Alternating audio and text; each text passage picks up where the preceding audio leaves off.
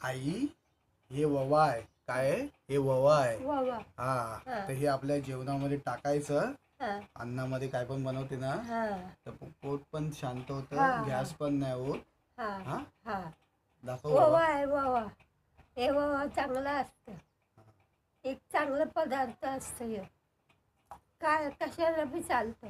अच्छा पोटदुखीला चालतं, भाजीत घालायला चालतं, मसाल्यात घालायला चालतं. आलं चांगलं बाबा म्हणजे एक वैद्य. तो सगळं ठीक करतो. त्यासाठी हे काय झालं बाबा?